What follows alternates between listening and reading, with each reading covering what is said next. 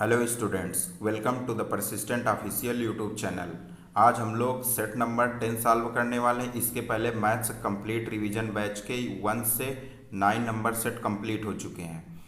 इस सेट में हम लोगों ने 2021 में जो यूपीएसआई में पूछे गए क्वेश्चंस हैं उनको रखा है। इस सेट की पीडीएफ हमारे Telegram channel the Persistent official में अपलोड कर दी गई है। वहां से आप लोग अपने आप से पहले इन क्वेश्चंस को ट्राई करने का देखना, इसके बाद यहाँ से वीडियो सॉल्यूशन करना। और अगर उसके बाद भी किसी क्वेश्चंस में कोई डाउट है तो इसके वीडियो की डिस्क्रिप्शन पे हम लोगों ने एक डिस्कशन ग्रुप अपने द परसिस्टेंट ऑफिशियल का डिस्क्रिप्शन पे डाल दिया है। वहाँ से आप लोग लिंक से जाके जो भी क्वेश्चन पे डाउट है वहाँ पे डिस्कस कर सकते हैं। अगर उसमें हम लोगों को लगेगा कि ये इम्पॉर्टेंट है, इसमें बताना ज़रूरी है, उसकी हम लोग एक शॉर्ट वीडियो बना के वहीं पे द परसिस्टेंट ऑफिशियल के डिस्कशन ग्रुप में अपलोड कर देंगे। चलते हैं क्वेश्चन नंबर फर्स्ट के साथ। क्वेश्चन नंबर 1, यह अपना डीआई का क्वेश्चन है। इसके पहले हम लोगों ने अपने सेट नंबर 1 से 9 में डीआई के क्वेश्चन नहीं डाले हैं। आज हम लोगों ने डीआई के भी कुछ अच्छे क्वेश्चंस डाले हैं। क्वेश्चन क्या बोल रहा है, ब्रांड एन और ब्रांड क्यू दोनों मिलाकर बेची गई वॉशिंग मशीनों की कुल संख्या कितनी है। ब्रांड एन और ब्रांड क्यू, ब्रांड एन अपना 30% है और ब्रांड क्यू अपना 10%। इसकी वैल्यू पूछी है। कुल मिलाकर ब्रांड एन और क्यू की बेची गई वॉशिंग मशीनों की कुल संख्या निकालनी है। तो परसेंटेज पे अपनी कितनी है, 40% पूछा गया है। बताया कितने गए, 100%, और 100% की वैल्यू कितनी बताई गई है। Total number of washing machine sold 85,000। तो 85,000 हम लोग वैल्यू लिख लेते हैं। यहाँ पे कैंसिल करते हैं, 0 0 0 कैंसिल हो गया। 4 से मल्टीप्लाई करते हैं, 0 0 4 5 20 2 असिल 4 और 32 2 34। 34,000 ब्रांड एन और क्यू की दोनों की मिलाकर वॉशिंग मशीन बिकी होंगी। फर्स्ट का C option correct. Next second number, total number of washing machines इसमें 85,000 दी हैं। क्वेश्चन ने क्या पूछा है, ब्रांड एम और ब्रांड पी की बेची गई वॉशिंग मशीनों की संख्या के बीच अंतर क्या है। ब्रांड एम 25% है, ब्रांड पी अपना कितना है, 20%। इनका डिफरेंस पूछा है, तो परसेंटेज में अपना डिफरेंस कितने का है, 5 का। टोटल कितनी है, 100। जो वैल्यू दी गई है वैल्यू कितनी है, 85,000। 0 0 0 0 कैंसिल हो गया, 0 5 25 2 से 5 40 2 42 4250 अपना करेक्ट आंसर बी आ गया, सेकंड का बी। नेक्स्ट थर्ड नंबर, दी गई छवि में यक्स का मान ज्ञात करना है और ये यक्स बराबर √587। तो इसको पहले हम लोग लिख लेते हैं, यक्स बराबर √587 माइनस √121। इसको पहले सॉल्व कर लेते हैं। तो 1 to 1 किसका स्क्वायर होता है, 11 का, -11 कर दिया। यक्स की वैल्यू कितनी आ गई, रूट पे 576। एक्स बराबर कितना आ गया, अगर हम इसको x1 मान लें, बाद में हम लोग भाग के आगे वाले हिस्से को सॉल्व कर लेंगे। 576 कितने का स्क्वायर होता है, 24 का। x1 हमें मालूम चल गया। अब हम इस सेकेंड पार्ट को सॉल्व कर लेते हैं, x2। हम लोग सेकेंड पार्ट को देखते हैं, x2 निकालते हैं। √2316 माइनस रूट का 180, 1296 कितने का स्क्वायर होता है, 36 का। 36 लिख दिया। x2 बराबर √2316, जब 180 पे 36 घटाएंगे कितना आएगा, 144। 144 कितने का स्क्वायर होता है, 12 का, तो 12 इस पे माइनस कर देंगे। x2 बराबर रूट पे 6 में 2 गया 4, 0 2304। 2304 कितने का स्क्वायर होता है, 48 का। x2 हमें पता चल गया, ये अपना x2 माना था, इसको x1 माना था। अब x1 बाई x2 कर दें, x1 by x2 24/48, 0.5 correct answer आ गया, थर्ड का डी। फोर्थ नंबर, 2011 से 2021 तक ए कंपनी की बिक्री में कितनी प्रतिशत की वृद्धि हुई। तो 2011 का कंपनी ए पहले देखते हैं, ब्लू कलर पे है, ये वाली है। 2011 पे 700 है और 2021 पे कितना है, 900। कितने परसेंटेज का इंक्रीमेंट हुआ है, क्वेश्चन ने पूछा है। तो 900 में जब 700 घटाएंगे कितने का इंक्रीमेंट हुआ, 200 का। कहाँ से, 2011 में कितनी थी, 700। 700 गुणे 100 कैंसिल किया, 200/7 आ गई 28.57%। फ्रैक्शन वैल्यू पूरी याद होनी चाहिए। 1 से कम 1/17 तक, 1 से 1/17 तक आप लोगों को याद होनी चाहिए। तो ये 1/7 की कितनी होती है? 14.28%। इसका डबल कर देंगे तो 28.57% हो जाएगा। नेक्स्ट 5 नंबर, कंपनी बी ने अधिकतम बिक्री किस वर्ष में की? कंपनी बी को हम लोग इस पे देखते हैं। कंपनी बी येलो कलर से है, येलो कलर पे अधिकतम बिक्री 1150 है और किस वर्ष में? 2021 में। यही क्वेश्चन ने पूछा था, 2021 करेक्ट आंसर हो गया 5 का बी। नेक्स्ट, दिए गए सभी वर्षों में कंपनी ए की तुलना में कंपनी बी ने कितने प्रतिशत अधिक बिक्री की है? अब हम लोग कंपनी ए का टोटल निकाल लेते हैं और कंपनी बी का टोटल निकाल लेते हैं। तो कंपनी ए का टोटल कितना हो गया? 8 9 8 17 7 24 24 6 30 और 31 आ गया कंपनी ए का। कंपनी बी का देखते हैं, कंपनी ए का अपना आ गया 3100। कंपनी बी का चेक करते हैं, 7 8 7 15 15 और 11 26 26 10 36 और 1 37। कंपनी बी का आ गया 3700। यहाँ पे अपने क्वेश्चन पे चलते हैं। दिए गए सभी वर्षों में कंपनी ए की तुलना में कंपनी बी ने कितने प्रतिशत अधिक बिक्री की है? कंपनी बी की कितनी आई थी वैल्यू जोड़ के? 3700 और कंपनी ए की कितनी आई थी? 3100। कितने का इंक्रीमेंट है? 600 का। कंपनी ए की तुलना में पूछा था तो अपान पे 3100 कर देते हैं, गुणे 100 भाग देते हैं। 31 से 2 बार नहीं जाएगा, 2 से कम जाएगा तो 19.35% करेक्ट आंसर आएगा अपना बी, 6 का बी। नेक्स्ट, लुइस ने नया भूखंड खरीदा जिसमें तुरंत बाड़ा लगाने की आवश्यकता। इसके कारण आयताकार कार्य क्षेत्र की लंबाई तथा चौड़ाई में 7% की कमी आ जाती है। क्षेत्रफल में परसेंटेज कमी ज्ञात कीजिए।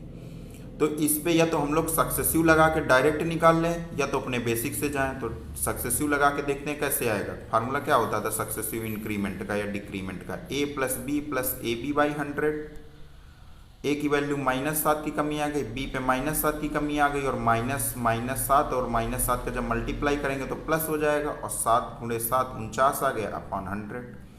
-14.49 आ गया प्लस पे। अब घटाते हैं, माइनस का कितना आ जाएगा? 13.51%।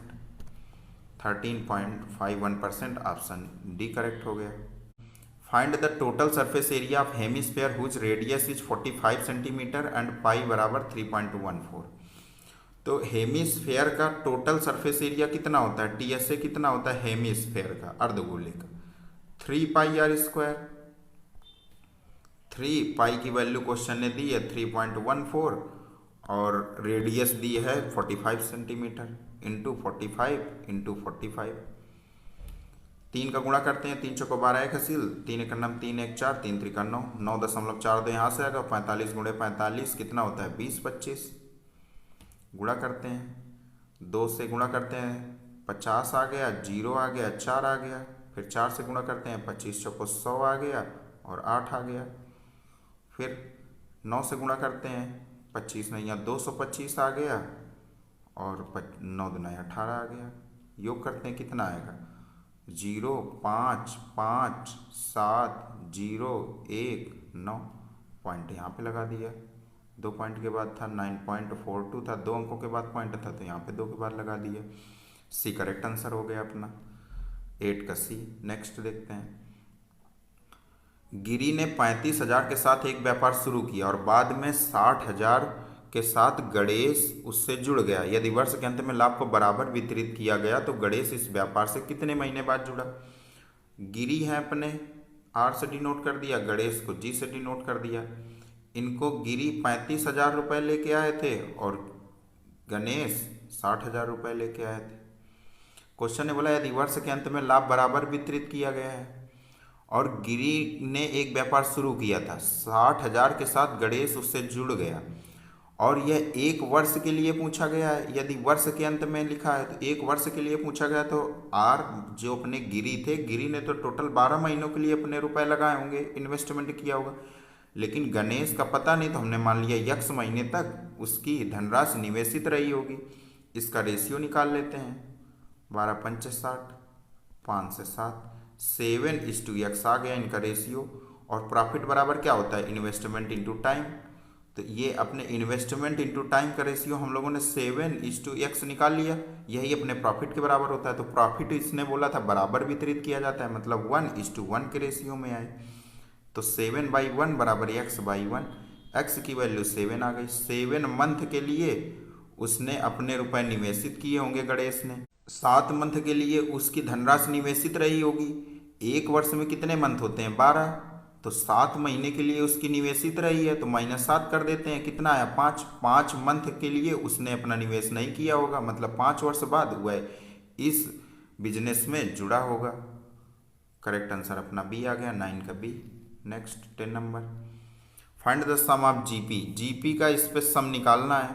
तो अगर पहला 6/7 है, दूसरा 6/49 है और तीसरा 6/343 है, तो ये 1/7 का मल्टीप्लायर नहीं है हर बार। इस पे 1/7 का मल्टीप्लाई है, इस पे 1/7 का मल्टीप्लायर है। तो आर की वैल्यू कितनी आ गई? 1/7। और आर अगर 1 से छोटा है तो हम लोग फार्मूला क्या लगाते हैं? फार्मूला अपना क्या होता है जीपी का? ए 1 माइनस आर की power n upon 1 minus r, जब आर की वैल्यू 1 से छोटी होती है। तो ए की वैल्यू हम लोग लिखते हैं 6/7 आ गई।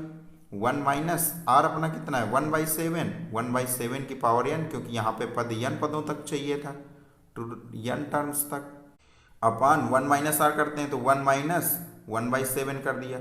इसकी वैल्यू कितनी आ गई? 6/7। 6/7 से 6/7 कैंसिल हो गए, तो 1 माइनस 1/7 की पावर n अपना करेक्ट आंसर हो गया, 10 का सी। नेक्स्ट देखते हैं, x can finish a job in 139 days. उसने 55 दिनों तक इस पर अकेले कार्य किया है तथा शेष कार्य को वाई द्वारा 84 दिनों में पूरा किया गया है। उस कार्य को दोनों एक साथ कितने दिन में पूरा करेंगे? तो टोटल अपना काम कितना है? X can finish a job in 139 days, 139 और यक्स की एफिशिएंसी हमने यक्स ही मान ली, तो इतना अपना टोटल काम है। अब यक्स ने कितने दिन तक काम कर दिया? 55 दिनों तक उसने काम कर दिया, तो इससे 55 और यक्स की एफिशिएंसी यक्स हमने मानी थी, तो यक्स हम घटा देते हैं, तो कितना बचा? 9 में 5 गया 4, 13 में 5 गया 8, 84 यक्स अभी काम बचा है। अब इसको किया किसने? Remaining work was completed by Y in 84 days. Y की एफिशिएंसी हमने वाई मान ली, कितने दिन में? 84 डेज में कंप्लीट किया था। यक्स बराबर क्या आ गया? वाई, मतलब दोनों की दक्षताएं बराबर हैं। अब क्वेश्चन ने बोला है उस कार्य को दोनों एक साथ कितने दिनों में पूरा करेंगे। तो पहले हम टोटल कार्य निकाल लेते हैं। तो जैसे 139x टोटल वर्क था, तो उस पे x की वैल्यू 1 रख देते हैं, तो 139 अपना टोटल वर्क आ गया। अब उस दोनों मिल के उसको कितने में करेंगे? x की एफिशिएंसी भी 1 है और y की एफिशिएंसी भी 1 है, तो 1 और 1 2, 2 से भाग दे देते हैं, कितना आएगा? 2 × 12, 2 × 18, 2 × 5 = 10, 69.5 करेक्ट आंसर आ गया अपना 11 का बी। नेक्स्ट देखते हैं, एक नाव 58 घंटे में धारा की विपरीत दिशा में 348 किलोमीटर जाती है और 68 घंटे में धारा की दिशा में 544 किलोमीटर जाती है। शांत जल में नाव की चाल ज्ञात करनी है। तो पहले क्या लिखा है? एक नाव 58 घंटों में धारा की विपरीत दिशा में 348 किलोमीटर जाती है। तो हम लोग अप स्ट्रीम निकाल लेते हैं। अप स्ट्रीम कितनी आ गई? 348 किलोमीटर जाती है, 348 किलोमीटर जाती है 58 घंटों में। तो अप स्ट्रीम स्पीड कितनी आ गई? 5 से 5 × 6 = 30, 8 × 48, 6 बार चला जाएगा। अप स्ट्रीम स्पीड आ गई 6 kilometre per hour. Down stream देखते हैं, वह 544 किलोमीटर 68 घंटे में जा रही है, तो कितने बार जाएगा भाग? 8 बार, 8 × 8 = 64, 8 बार जाएगा, तो 8 किलोमीटर पर आवर उसकी डाउन स्ट्रीम स्पीड आ जाए। तो शांत जल में नाव की चाल ज्ञात करनी है। तो ये अप स्ट्रीम स्पीड क्या होती है? बोट की स्पीड माइनस धारा की स्पीड बराबर 6 है, और यहाँ पे बोट की स्पीड प्लस धारा की स्पीड बराबर 8 है। तो इन दोनों को हम लोग सॉल्व नहीं कर सकते, तो 8 से 14 में 2 का भाग दे देंगे, 14/2, तो 7 अपनी आ गई बोट की स्पीड, जो अपना करेक्ट ऑप्शन सी हो गया। अगर यहीं पे धारा की स्पीड पूछ लेता, धारा की स्पीड पूछता, तो 8 में 6 घटाते कितना आता? 2, और 2/2 करते तो 1, 12 का सी करेक्ट आंसर हो गया। 13 नंबर देखते हैं, दो व्यक्तियों ए और बी ने क्रमशः 1,22,400 और 81,600 रुपये के साथ एक व्यवसाय में निवेश किया। वे सहमत होते हैं कि लाभ का 40% उनके बीच समान रूप से विभाजित किया जाना चाहिए और बाकी को उनके निवेश के अनुसार उनके बीच विभाजित किया जाएगा। यदि ए और बी ने 2400 ए को बी से 2424 रुपये अधिक मिले हैं तो कुल लाभ ज्ञात करना है। तो पहले तो हम इनका रेशियो निकाल लेते हैं कि कितना इनका इन्वेस्टमेंट का रेशियो था। तो 12, 24, 00 और 816 000000 कट गए। ये 408 का मल्टीपल 2 गुना 816 आ गया, ये 3 गुना, तो 3:2 का रेशियो आ गया। अब आगे देखते हैं, क्वेश्चन ने बोला था कि वह सहमत होते हैं कि लाभ का 40% उनके बीच समान रूप से विभाजित किया जाना चाहिए और बाकी को उनके निवेश के अनुसार। तो मैंने लाभ को, प्रॉफिट को हमने 100% मान लिया, 40% इसका उनमें समान रूप से विभाजित होना चाहिए। तो ए और बी पे लाभ देखते हैं कितने पे, ए को 20% मिल जाएगा और बी को 20% मिल जाएगा। लेकिन आगे क्वेश्चन ने क्या बोला है, बाकी को उनके निवेश के अनुसार उनके बीच में विभाजित किया जाता है। तो निवेश का अनुपात कितना है, 3:2 का। बच्चा अपने पास कितना है, 60%। 60% को इस पे डिवाइड कर देते हैं 3 और 2 के अनुपात में। तो 5, 12 पंचे 60, 12 3 36 आ गया। 36% ए को मिल जाएगा और 12 दूना 24% बी को मिल जाएगा। अब क्वेश्चन ने क्या बोला है, यदि ए को बी से 2424 रुपये अधिक मिले हैं, इसका योग कितना आ गया, 56%। इसका योग कितना आ गया, 44%। मतलब हमारे अकॉर्डिंग डिफरेंस कितने का है, 12% का। क्वेश्चन ने रुपए में इसकी वैल्यू कितनी दी है, 2424। भाग देते हैं 202, तो कुल लाभ ज्ञात करना है। तो 1% की वैल्यू हमें 202 पता चल गई, तो 100% की वैल्यू कितनी आ गई, 202 और 00 आगे बढ़ा देंगे। 13 का बी करेक्ट आंसर। 14 चलते हैं। एक पंसारी द्वारा 72 और 96 प्रति किलोग्राम के मूल्य वाली दालों को 2 किस्मों को किस अनुपात में मिलाया जाना चाहिए ताकि 83 प्रति किलोग्राम का मिश्रण प्राप्त किया जाना चाहिए। तो एलिगेशन से ही हम लोग सॉल्व करते हैं। कैसे, 72 पहले थी फर्स्ट का, सेकंड का 96 था और रिजल्टेंट कितना हुआ, 83। 83 पे 72 घटाते हैं, कितना आया, 3 में 2 गए 1, 8 में 7 गए 1, और 96 पे 83 घटाएंगे कितना आएगा, 6 में 3 गया 3 और 9 में 8 गए 13 और 11 के अनुपात में मिलाना पड़ेगा उनको। 14 का डी करेक्ट हो गया। नेक्स्ट 15 नंबर, एक दुकानदार ने 160 प्रति किलो की दर से 150 केजी चावल खरीदा और उन्होंने 200 प्रति केजी की दर से कुल मात्रा का 50% बेचा। 35% का समग्र लाभ अर्जित करने के लिए उसे शेष मात्रा को प्रति केजी किस मूल्य पर बेचना चाहिए। तो पहले क्वेश्चन ने क्या बोला, 160 प्रति किलो की दर से 150 केजी चावल उसने खरीदे थे और 200 पर केजी के हिसाब से 50% बेच दिया था। तो 50% इसमें बेच दिया था तो 50% ही बचा होगा उसके पास और 35% का समग्र लाभ चाहिए। एलिगेशन से हम लोग सॉल्व करेंगे तो बड़ी इजीली सॉल्व होगा। 30% उसको समग्र लाभ चाहिए, बीच में हम लोग रिजल्टेंट ही लिखते हैं। यहाँ पे कितना लिखेंगे, यहाँ और यहाँ पे फर्स्ट पे क्या लिखेंगे, 160 रुपये पर केजी का था और उसे बेचा कितने पे है, 200 पर रुपये पर केजी पे। तो कितने का इंक्रीमेंट के साथ बेचा, 40 का। कितने से, 160 से, इंटू 100 करते हैं, कितना आ गया, 25%।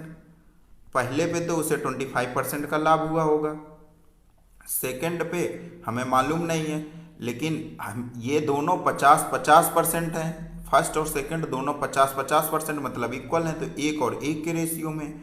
तो 35 में जब 25 घटाएं कितना आया, 10। 10% की वैल्यू 1 है तो यहाँ पे भी 1 की वैल्यू 10% हो जाएगी। तो 35 में 10 जोड़ेंगे 45%। मतलब जो अपना सेकंड था 50% बेचने के बाद 200 रुपये प्रति केजी की दर से जो 50% बेच दिया था, उसके बाद जितना बचा 50%, उस पर उसे 45% का लाभ लेना चाहिए, तभी वह 35% समग्र लाभ ले पाएगा। तो अब उसके पास बचा कितना था, 50%। उसकी प्रति केजी वैल्यू कितनी थी, 160। 160 को 45% प्लस में बेच दें तो पहले उसका लाभ निकाल लें, कितना आएगा, 0 0 16 50 80 8 80 16 चौको 64 8 72 72 बटे 10 मतलब 72 रुपये उसको लाभ लेना पड़ेगा पर केजी पे। और 1 केजी की वैल्यू कितनी थी, 160। जोड़ देते हैं 7 6 13 1 हासिल 1 1 2, 232 रुपये में उसको अपनी दूसरी मात्रा 50% जो बची थी उसको बेचना पड़ेगा 35% का समग्र लाभ अर्जित करने के लिए। नेक्स्ट देखते हैं, 26,000 विद्यार्थियों का एक कॉलेज है जिसमें 45% लड़के हैं। यदि 40% लड़कियां और 60% लड़के परीक्षा में अनुत्तीर्ण हुए तो परीक्षा में उत्तीर्ण होने वाले विद्यार्थियों की संख्या क्या है। 26,000 विद्यार्थी एक कॉलेज में है। हम लोग अभी इसके एक्चुअल वैल्यू पे वर्क नहीं करते हैं। हम लोगों ने मान लिया कि 100 विद्यार्थी क्लास में थे, तो इसमें 45% लड़के थे, तो बॉयज कितने हो गए 45 और गर्ल कितनी हो गई 55। अब आगे क्वेश्चन ने क्या बोला है, यदि 40% लड़कियां अनुत्तीर्ण हुए, तो 40% लड़कियां अनुत्तीर्ण हुई तो इसका 40% निकालते हैं, कितना आएगा, जो फेल होने वाली गर्ल है। गर्ल फेल होने वाली कितनी आ गई, 4 पंचे 20, 2 से 4 पंचे 20 2 22 आ गई गर्ल जो फेल है। आगे क्वेश्चन ने बोला कि 60% लड़के परीक्षा में अनुत्तीर्ण हुए हैं, तो इसका 60% करेंगे तो फेल बॉयज मालूम चल जाएंगे, तो 60% इसका किया, 6 पंचे 30 3 24 3 27। बॉयज अपने 27 फेल हैं, गर्ल अपनी 22 फेल हैं। क्वेश्चन ने पूछा तो परीक्षा में उत्तीर्ण होने वाली विद्यार्थियों की संख्या ज्ञात करनी है। अनुत्तीर्ण अपने कितने हो गए फेल वाले, 27 और 22 49, तो पास कितने रहे होंगे, जब टोटल हम लोगों ने 100 माना था तो 51 पास हो गए। अब क्वेश्चन ने पूछा है कि उत्तीर्ण होने वाले विद्यार्थियों की संख्या कितनी है, 51 की वैल्यू क्वेश्चन ने पूछी है, और टोटल 100 की वैल्यू जो हम लोगों ने मानी थी उसकी वैल्यू कितनी है 26,000। गुणा करते हैं 260 गुणे 51, 1 से गुणा करते हैं, यहाँ पे 0 आ गया, 6 2 आ गया, यहाँ पे 5 से 5 31 3 से 5 दूने 10 3 13, 13,260 करेक्ट आंसर आ गया अपना 16 का डी। क्वेश्चन नंबर 17, गुणोत्तर श्रेणी के प्रथम 13 पदों का योग उसी गुणोत्तर श्रेणी में प्रथम 11 पदों के योग के बराबर है। प्रथम 15 पदों का योग 1200 है, तो उसी गुणोत्तर श्रेणी में 21वां पद क्या है। क्वेश्चन ने बोला गुणोत्तर श्रेणी के प्रथम 13 पदों का योग उसी गुणोत्तर श्रेणी के प्रथम 11 पदों के योग के बराबर है, मतलब यस 13 बराबर है यस 11 के। यस 13 को कैसे लिख सकते हैं, यस 11 प्लस 11 पदों का योग प्लस 12वां पद 112 प्लस 13वां पद 13 बराबर यस 11 के। यस 11 कैंसिल हो गया, मतलब 12वां पद 13वें पद के माइनस के बराबर है। तो क्वेश्चन ने बोला है प्रथम 15 पदों का योग 1200 है। 15 पदों का योग यस 15 की वैल्यू क्वेश्चन ने दी है 1200 रुपये, यस 15 की वैल्यू 1200 रुपये दी है। तो 12वां पद 13वें पद में माइनस का केवल डिफरेंस है, एक्चुअल में वैल्यू बराबर है बट उनके मान पे माइनस और प्लस का डिफरेंस आ रहा है। यस 15 पदों का योग 1200 है, तो 16 पदों का योग कितना होगा, क्योंकि 15 पदों का योग 1200 है और 16वां पद अपना कितना रहा होगा माइनस का 1200, तो 16 पदों का योग कितना आया 0। तो मतलब इसका ये हुआ कि जो आड नंबर है 15, 15 पदों का योग अगर 1200 है तो यह 17 पदों का योग भी 1200 होगा और 19 पदों का योग भी 1200 होगा, ऐसे ही चलता चला जाएगा। 21 पदों का भी योग 1200 होगा। लेकिन क्वेश्चन ने ये नहीं पूछा कि उनके 21 पदों का योग बताना है, उसने पूछा गुणोत्तर श्रेणी का 21वां पद क्या है। 15 पदों का योग 1200 है, पहला पद हम इससे निकाल सकते हैं, पहला पद आ जाएगा 200,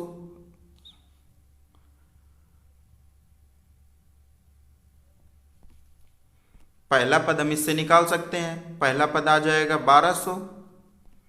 अगर पहला पद 1200 है तो आड नंबर पे सब पॉजिटिव रहेंगे, तो तीसरा भी 1200 होगा, पांचवा भी 1200 होगा, वैसे भी 21वां भी 1200 हो जाएगा।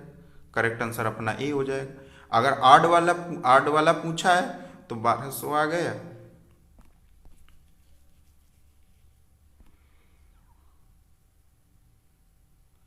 अगर 15वां पद 1200 है तो आड में ही चलते हैं, तो पहला पद अपना कितना होगा 1200 हो जाएगा। ऐसे ही आड में 13वां पद 1200 हो जाएगा।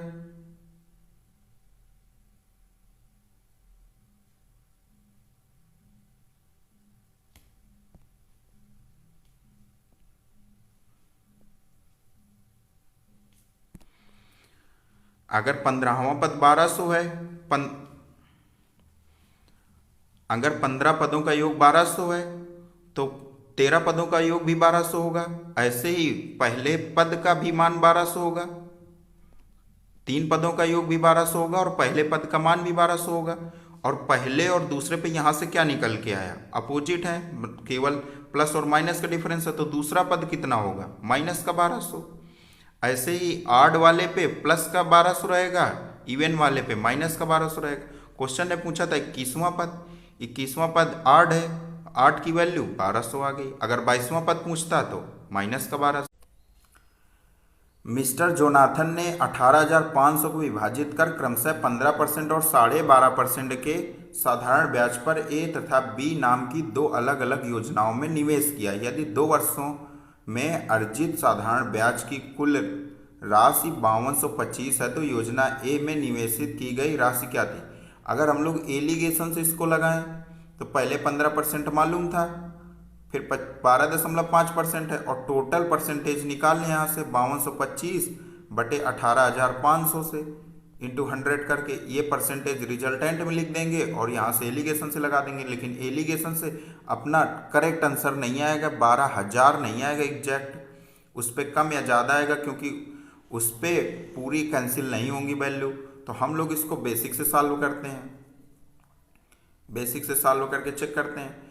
18,500 रुपये को विभाजित किया था तो पहले मान लिया हमने x रुपये पहली धनराशि, और दूसरी कितनी हो जाए, अगर फर्स्ट x हो गई तो सेकंड कितनी हो जाएगी 18,500 माइनस x।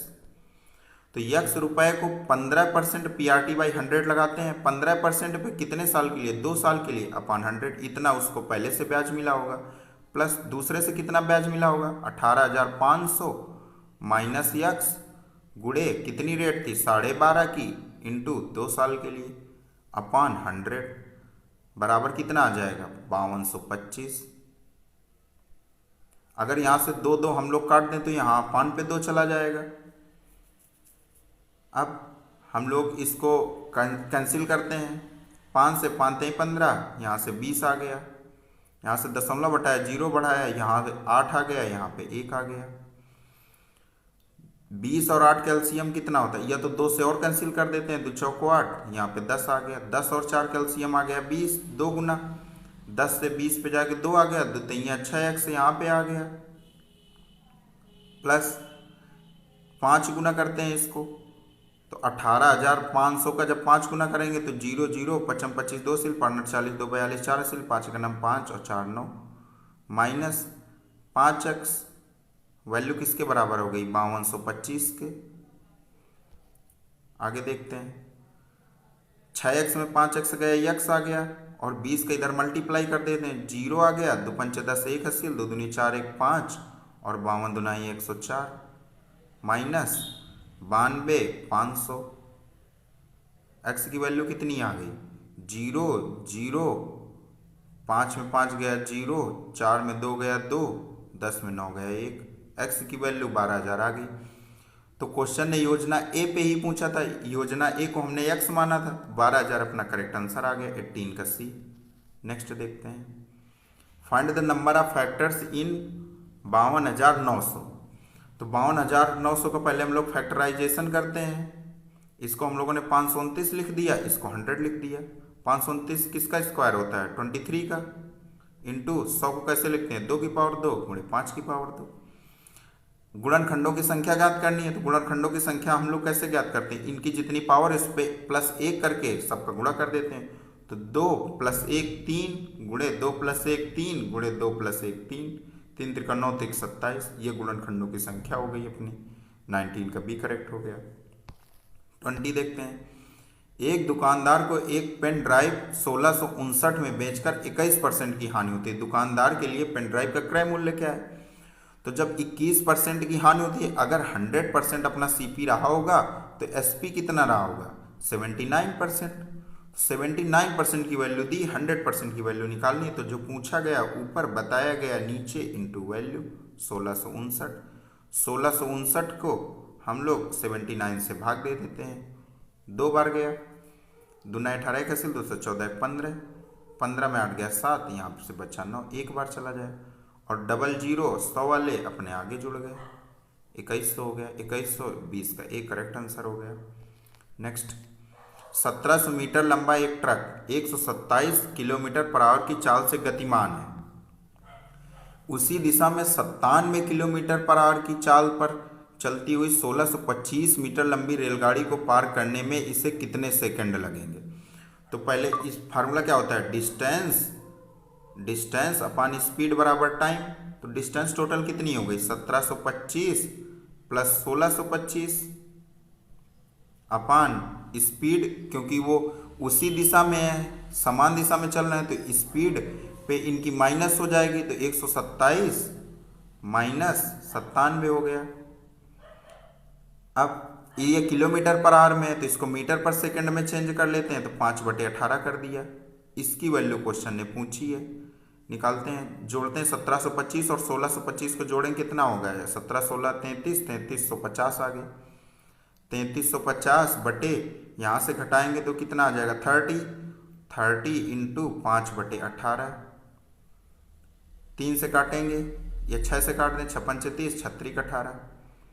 25 से इसको काटेंगे, 25 से करना 25 और 8, 25 तय 75, 25 चौको 100, 134 गुणे 3 आ गया। 3 चौको 12 का 80, 43 41, 402 सेकंड उसको लगेंगे पार करने में। 21 का सी करेक्ट हो गया। 22 नंबर देखते हैं। एक नाव 30 घंटे में 150 किलोमीटर धारा की अनुकूल दिशा में जाती है और 31 घंटे में धारा की प्रतिकूल दिशा में 217 किलोमीटर की दूरी तय करती है। शांत जल में नाव की गति क्या है। तो धारा की अनुकूल दिशा में जाती है, तो हमने डाउन स्ट्रीम स्पीड मानी डी से डिनोट कर दी। तो 150 किलोमीटर की दूरी 30 घंटे में तय करता है, तो मतलब डाउन स्ट्रीम स्पीड कितनी आ गई, 5 kmph की। आगे क्वेश्चन ने बोला है अप स्ट्रीम स्पीड निकालने के लिए कैसे बताया, 217 किलोमीटर की दूरी है, उसे 31 घंटे लगते हैं, तो कितना आ गया, 7 kmph। डाउन स्ट्रीम स्पीड के लिए बोट की स्पीड प्लस धारा की गति हमने यस से मान लिया, और अप स्ट्रीम स्पीड बोट की स्पीड माइनस धारा की स्पीड। तो ये अपना 5 kmph डाउन स्ट्रीम स्पीड है और 7 kmph अप स्ट्रीम स्पीड है। यह संभव ही नहीं है, क्योंकि अप स्ट्रीम स्पीड कम होनी चाहिए, डाउन स्ट्रीम स्पीड ज़्यादा होनी चाहिए, लेकिन जैसा क्वेश्चन ने बोला है वैसा हम लोग कर लेते हैं। b प्लस एस की वैल्यू 5 है, b माइनस एस की वैल्यू 7 है, तो b की वैल्यू कितनी आ जाएगी, 7 5 12/2, 6 kmph आ गई स्पीड। 22 का डी। Next 23 number. एक समांतर श्रेणी एपी के पहले 149 पदों का योग ज्ञात करना है, जिसका पहला पद और तीसरा पद 180 और 190। पहला पद क्या बोला है, 180, दूसरा पद क्या है, 190। इनका डिफरेंस कितने का है, 10 का। तो समांतर श्रेणी है, थर्ड पद अपना 190 था, सेकंड पद हमें निकालना है। तो समांतर श्रेणी में अगर 10 का गैप है, तो फर्स्ट से सेकंड पे जितने का गैप रहेगा वही सेकंड और थर्ड पे गैप रहेगा। तो फर्स्ट और थर्ड पे 10 का जब गैप आया अपॉन 2 कर देते हैं, 5 का गैप आया। 185 यहाँ पे लिख दें, तो 180 में 5 जोड़ेंगे 85 आएगा, और 185 में 5 जोड़ेंगे 190 आएगा। समांतर श्रेणी पे हो गए, सेकंड पद हमें पता चल गया। तो समांतर श्रेणी के पहले 149 पदों का योगफल निकालना है। तो यस 149 बराबर क्या होता है, n/2। n अपने 149 है, 149/2 कर दिया। 2a पहला पद हमारा 180 है, तो इसका 2 गुना 360 हो गया, प्लस n-1 इंटू डी होता है, तो n अपने 149 है, -1 करेंगे 148 हो जाएगा। d की वैल्यू कितनी है, 5, क्योंकि 180 और 185 जाने में 5 का डिफरेंस है, 5 कर दिया।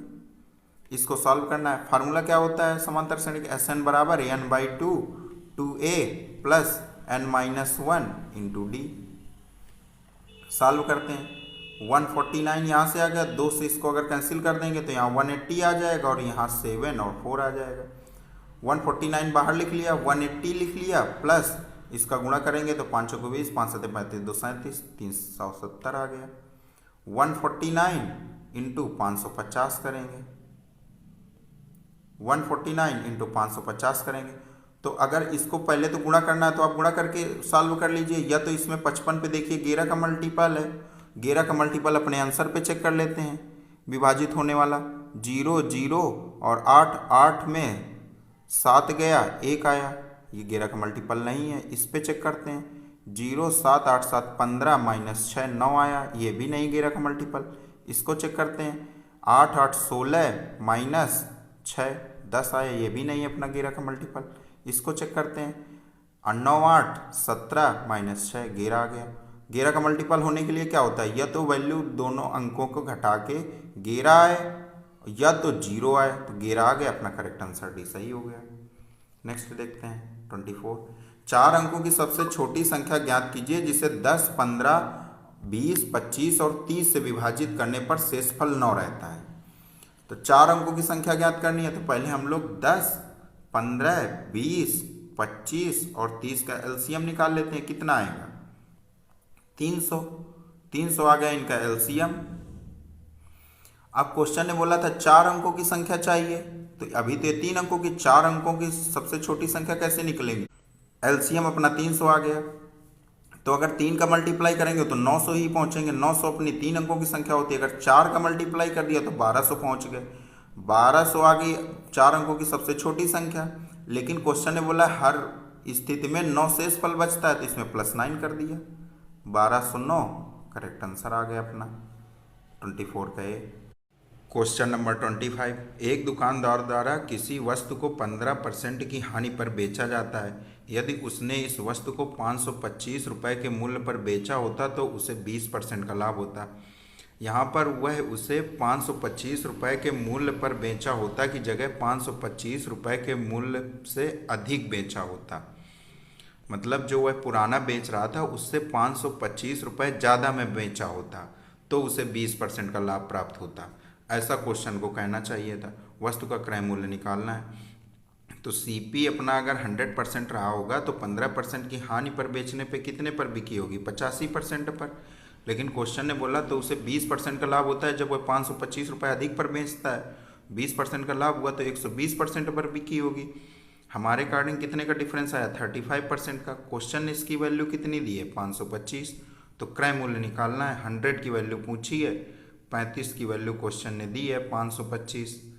कितने बार जाएगा, 5 से भाग देते हैं, 5 सते 35, 5 का नाम 5, 505, 105 आ गया। 7 से करेंगे 15, 1500 करेक्ट आंसर आ गया इसका 25 का ए। तो क्वेश्चन में इसको बोलना चाहिए था कि 20% का लाभ प्राप्त करने के लिए उसने 525 रुपये अधिक पर बेचा, यह नहीं कि 525 के मूल्य पर बेचा होता। 600 तक की कितनी संख्या 3 और 7 से विभाज्य है। 3 और 7 दोनों से विभाज्य होना है, तो मतलब 21 से विभाज्य होना है इनके एलसीएम से। तो 600 तक की कितनी संख्या, तो पहली संख्या कितनी होगी 21, और लास्ट अपनी कितनी हो जाएगी 600 पे अगर 21 से विभाजित होना है तो लास्ट संख्या अपनी कितनी हो जाएगी 21, 5, 8, 8, 588 21 से विभाजित हो जाएगी, 21 दूनी 42 और 8 बार चला जाएगा। हम संख्याओं को डायरेक्ट निकाल सकते हैं, कैसे, 588 जो हाईएस्ट नंबर है अपना माइनस 21 जो लोएस्ट नंबर है, अपन कितने के डिफरेंस की संख्या चाहिए, 21 से भाग दे दिया +1 कर दिया। इससे हम लोग डायरेक्ट निकाल सकते हैं। तो 21 से 588 भाग देंगे कितना आएगा 28, माइनस 21 में 21 का भाग दिया 1 आ गया +1, ये कैंसिल हो गया 28 अपना करेक्ट आंसर आ गया 26 का बी। Next 27 number. वार्षिक तथा अर्धवार्षिक रूप से संयोजित 6% प्रति वर्ष ब्याज दर पर 1 वर्ष के लिए 28,000 रुपये पर अर्जित चक्रवृद्धि ब्याजों के बीच का अंतर क्या होगा, निकालना है। वार्षिक तथा अर्धवार्षिक रूप से 6% प्रति वर्ष है, तो 6% अगर ईयरली है तो हाफ ईयरली कितना हो जाएगा, हाफ ईयरली 3%।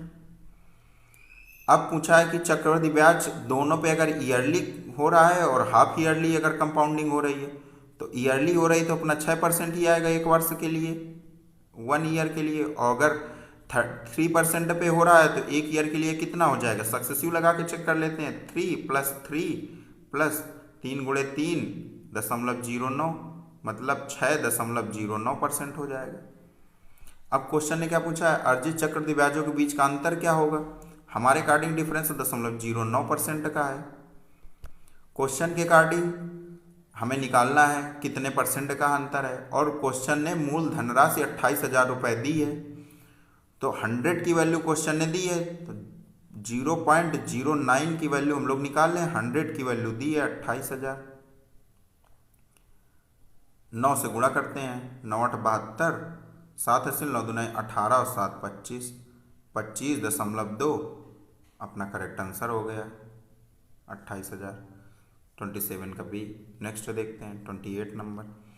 एक घड़ी विक्रेता क्रमशः 25% और 30% की दो क्रमिक छूट के बाद 3,59,625 रुपये पर घड़ी बेचता है। घड़ी का अंकित मूल्य क्या है? अंकित मूल्य एमपी निकालना है हमें।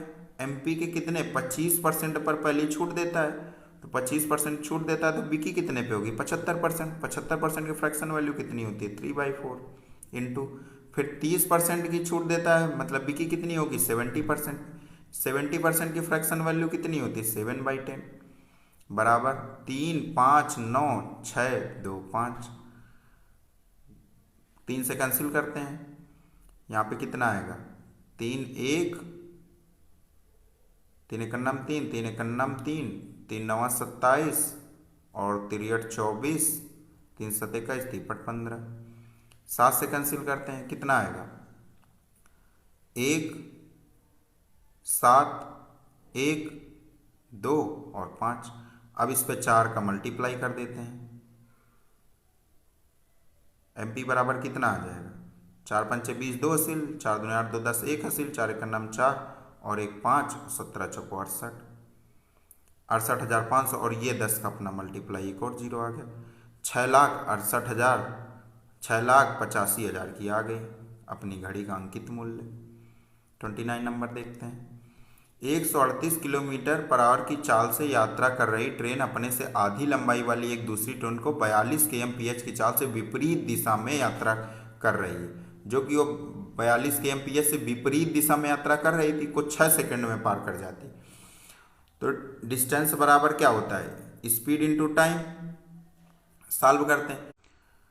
पहली ट्रेन और दूसरी ट्रेन की लंबाई का अनुपात दिया है कि पहली ट्रेन अगर 2 है तो दूसरी ट्रेन 1 है, तो पहली और दूसरी को हमने मान लिया, दूसरी को अगर x तो पहले अपनी 2x आ गई, तो टोटल डिस्टेंस अपनी कितनी हो गई? 3x।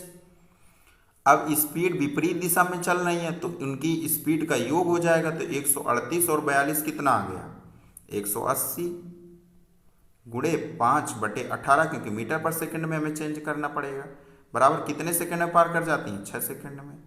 18 से यहाँ 10 आ गया, 3 से 2 आ गया। x की वैल्यू कितनी आ गई?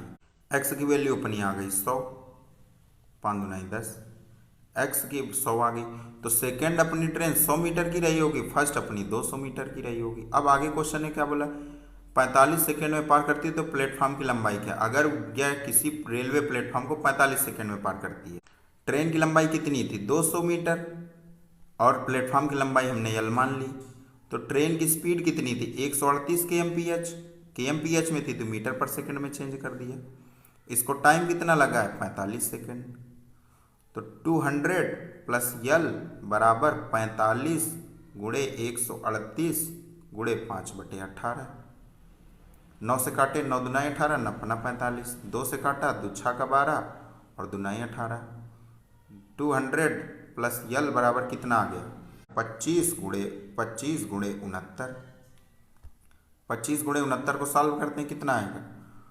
200 प्लस यल बराबर 25 नहीं है 225, 22 असील 25 छंका 150 और 22 172। तो यल की वैल्यू कितनी आ गई? 1525। यही हम लोगों ने लेट की थी, प्लेटफॉर्म की लंबाई। डी ऑप्शन करेक्ट हो गया। 29 का डी। 30 देखते हैं। एक कक्षा में 40 छात्रों का औसत वजन 55.25 kg और शेष 24 छात्रों का औसत वजन 52.5 kg है। कक्षा में सभी छात्रों का औसत वजन ज्ञात करना है। पहले कितने छात्र, हम लोग ऊपर क्या लिखते हैं? औसत वजन, और नीचे अपना क्या लिखते हैं? क्वांटिटी कितनी है लोगों की। तो 40 लोग थे, उनका औसत वजन कितना था? 55.25। और शेष 24 छात्रों का औसत वजन 24 नीचे लिख दिया, और औसत वजन कितना था? 52.5। सभी छात्रों का औसत निकालना है, रिजल्टेंट निकालना है। तो एलिगेशन को, ऐसे एलिगेशन को कैसे सॉल्व करते हैं? पहले तो हम इसको 8 से काटते हैं, 8 5 40, 8 3 24। मतलब ये जो 5:3 के रेशियो में आए, तो 5 + 3 करते हैं, कितना आ गया? 8। इसकी वैल्यू 55.25 पे जब 52.25 घटाएंगे उसके बराबर होगी। तो 55.25 पे 52.5 घटाते हैं, ये हमें 8 यूनिट की वैल्यू पता चल जाएगी। 8 यूनिट की वैल्यू कितनी आएगी, 5 5 आ गया, 12 में 5 गए 7 आ गया, और 4 में 2 गए 2, 2.75। तो या तो हम लोग 3 यूनिट की वैल्यू निकाल लें या तो 5 यूनिट की वैल्यू निकाल लें। तो हमने अगर 5 यूनिट की वैल्यू निकाली, 8 यूनिट की वैल्यू हमें मालूम है, 2.75 गुणा करते हैं 5 का, 55 25, 2 असील, 5 7 35, 2 37, 3 असील, 5 दूनी 10, 3 13, 13.75 बटे 8 करते हैं तो हमें 5 की वैल्यू मालूम चल जाएगी। 8 एकन्नम 8, 5 8 7 56, 7 आ गया, 8 7 56 और 8 दूनी 16, लगभग 1.72 आ गई वैल्यू। 1.72 आ गई अपनी वैल्यू 5 की, तो 1.72 यहाँ लिख लेते हैं। और एलिगेशन पे जो रिजल्टेंट आता है बीच वाला, वह इन दोनों फर्स्ट और सेकंड के बीच में ही रहता है।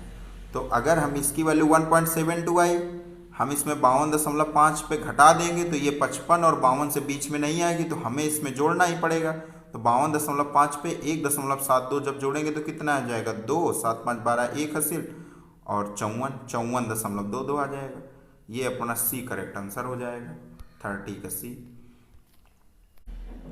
हमारे सेट नंबर 1 से 10 सॉल्व हो चुके हैं मैथ्स कंप्लीट रिवीजन बैच के। अगर आपको सेट नंबर 1 से सेट नंबर 10 तक किसी भी क्वेश्चन पे कोई भी डाउट है तो हमारे Telegram channel the Persistent official पे आप लोग जाके वहाँ से डिस्कस कर सकते हैं, और उसकी लिंक हम लोगों ने डिस्क्रिप्शन पे दे दी है।